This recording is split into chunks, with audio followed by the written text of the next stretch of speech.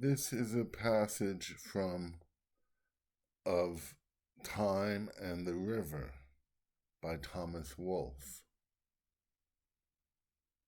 Only the darkness moved about him as he lay there thinking, feeling in the darkness. A door creaked softly in the house. October is the season for returning. The bowels of youth are yearning with lost love. Their mouths are dry and bitter with desire. Their hearts are torn with the thorns of spring. For lovely April, cruel and flowerful, will tear them with sharp joy and wordless lust. Spring has no language but a cry. But crueler than April is the asp of time. October is the season for returning.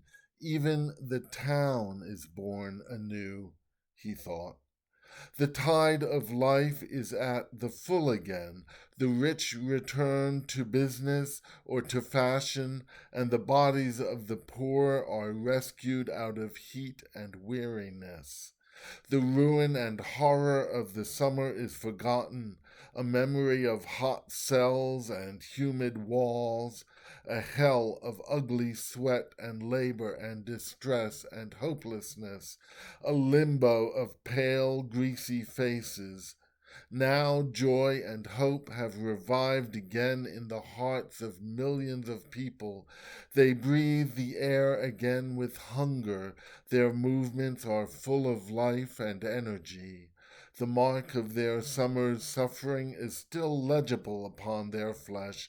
There is something starved and patient in their eyes, and a look that has a child's hope and expectation in it. All things on earth point home in old October. Sailors to sea, travelers to walls and fences, hunters to field and hollow, and the long voice of the hounds, the lover to the love he has forsaken. All things that live upon this earth return. Father, will you not, too, come back again? Where are you now, when all things on earth come back again? For have not all these things been here before? Have we not seen them, heard them, known them, and will they not live again for us as they did once, if only you come back again?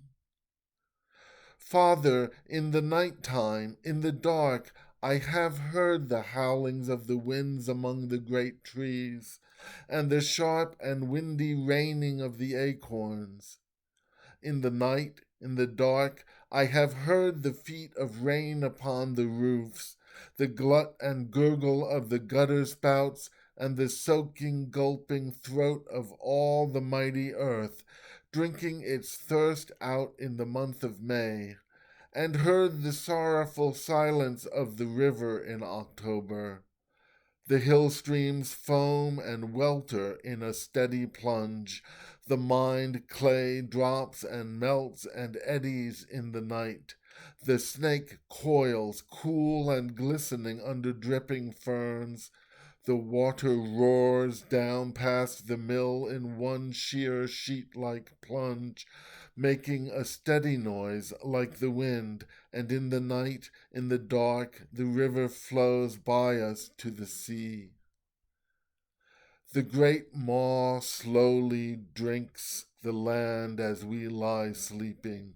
The mined banks cave and crumble in the dark. The earth melts and drops into its tide. Great horns are baying in the gulf of night. Great boats are baying at the river's mouth.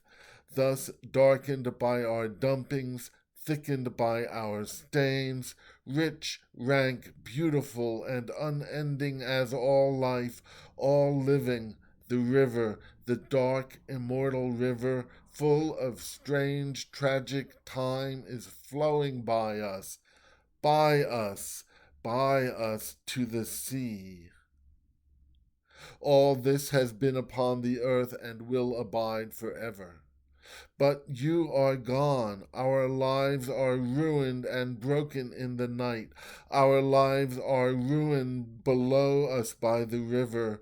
Our lives are whirled away into the sea and darkness, and we are lost unless you come to give us life again. Come to us, Father, in the watches of the night. Come to us as you always came, bringing to us the invincible sustenance of your strength, the limitless treasure of your honesty, the tremendous structure of your life that will shape all lost and broken things on earth again into a golden pattern of exultancy and joy. Come to us, Father, while the winds howl in the darkness, for October has come again, bringing with it huge prophecies of death and life and the great cargo of the men who will return. For we are ruined, lost, and broken if you do not come, and our lives, like rotten chips, are whirled about us onward in darkness to the sea.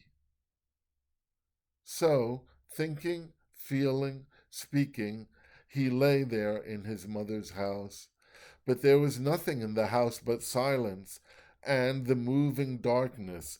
Storms shook the house, and huge winds rushed upon them, and he knew then that his father would not come again, and that all the life that he had known was now lost and broken as a dream. This passage is taken up in a blog called Cultivating Keith that I happened upon after being introduced to the passage.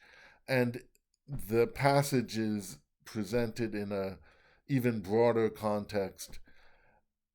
I've not read Woolf before and am now, I should say, obliged to, and am grateful for having been exposed to such. So there it is.